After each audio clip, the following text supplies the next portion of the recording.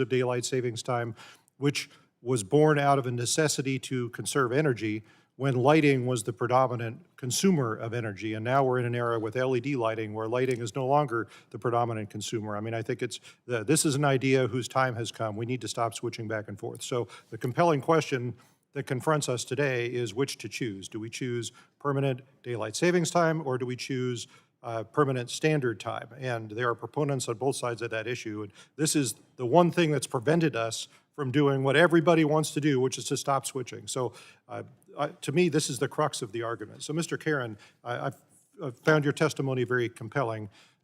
One would think, looking at a golf course operator, for example, that you'd be agnostic as to whether or not you had time in the morning or time in the evening. I mean, the problem that we have is, as the days grow shorter, we don't have the option of having sunlight in both the morning and the evening. We have to pick one or the other. You would think that a golfer could choose to golf early or choose to golf late and it wouldn't matter. And yet your testimony is that overwhelmingly economic activity is enhanced by adopting full-time daylight savings time, which puts the daylight in the afternoon. Can you like opine as to why that might be?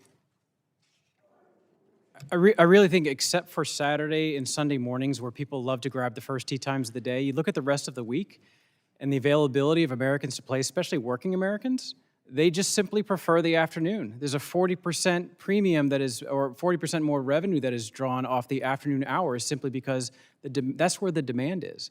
So if that's where the demand is and we can open up a little bit more inventory when they are available to play, it's an exponential effect. So yeah, I think, again, what I said is it's trading 6 p.m. for 6 a.m. And Americans at work are not going to make 6 a.m. tee times Monday through Friday. But they will make 3 p.m. tee times to play 9 holes if they can get it in, right? And so the economic opportunity is tens of millions of dollars. And we only measured public golf courses and their green fees. We didn't even touch private clubs and the economic impact there. Cart fee, merchandise, food and beverage, it's into the tens of millions of dollars in opportunity. And that's great for the economy. But it also gets people outside, recreating together. The social and mental health benefits of golf are well documented.